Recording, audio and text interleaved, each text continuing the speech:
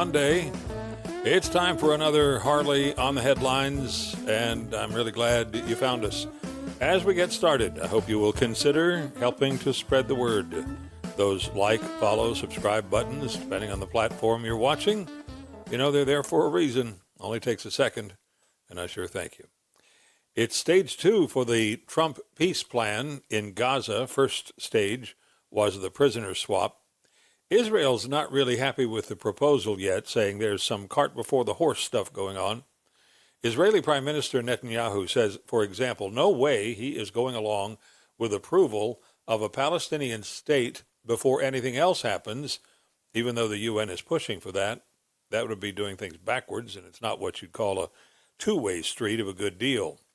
As part of stage 2, the resolution does establish a board of peace to be headed by Trump and an international stabilization force made up of military members from several nations, Israeli and an impressive list of Muslim nations, Qatar, Egypt, Saudi Arabia, Jordan, and the UAE, plus Turkey, Pakistan, and Indonesia.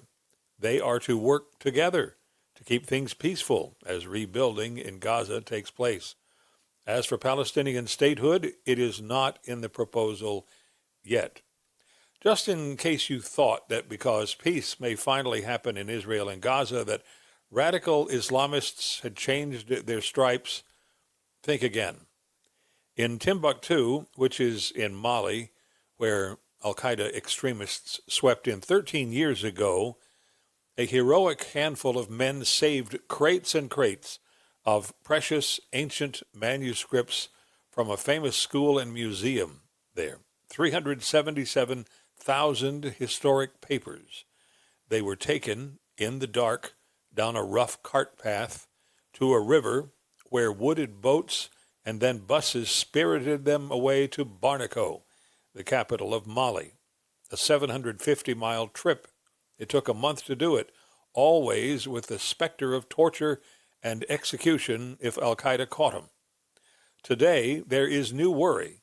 Al-Qaeda continues to be a threat and believes that anything that does not hew to its radical view of Islam should be destroyed, particularly irreplaceable literature and art. They even destroyed mausoleums from the 1200s.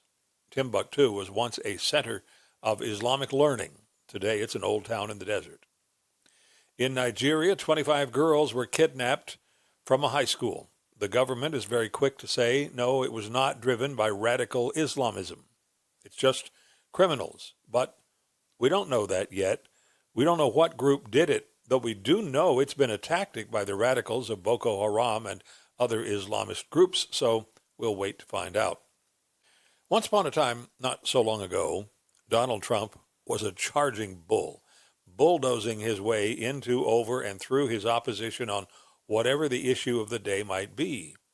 He has developed more political nuance over the years. In other words, he can read the tea leaves without trying to grab hold of the cup.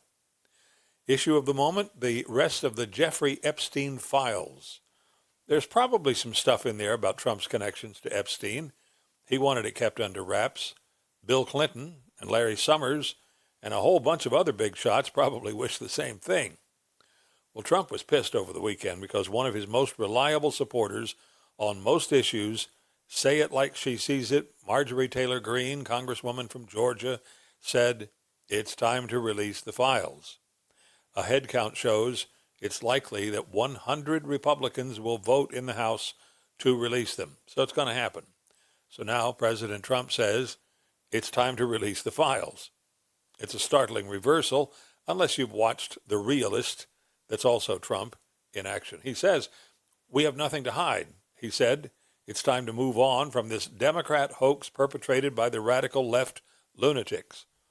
Now, included in this final tranche of Epstein documents is supposed to be whatever the FBI knows about the death of Epstein in prison in New York City.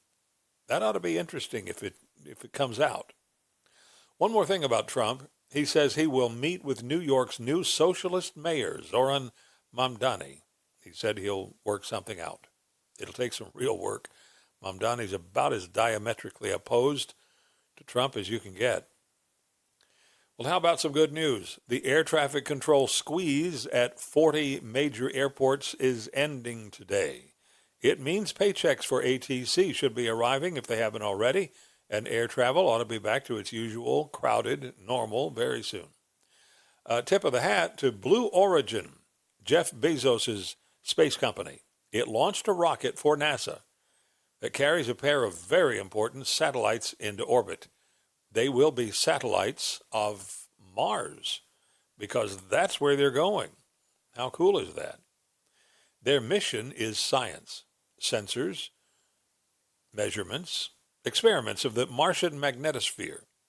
The New Glenn rocket, that's its name, and the booster came back to be reused. Blue Origin learned from SpaceX and can now bring back a booster and land it on a barge or on land. Remember when Elon Musk trotted out his Android-style robot, a personal assistant? That thing could bring you stuff, could dance and do the hokey pokey and turn itself around.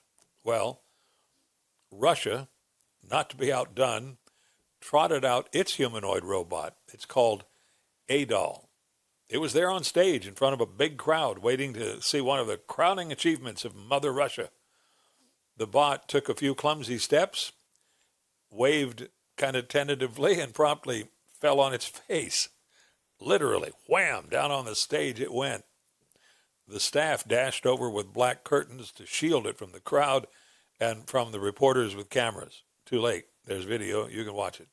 And maybe it was waving goodbye. I don't know. I guess that'll do it for Harley on the Headlines today. Thank you for being there. Thank you for helping spread the word, too. Hitting like, follow, subscribe really does help. Hopefully there's something for you in these brief bits. I'm Harley Carnes, and we'll do this again.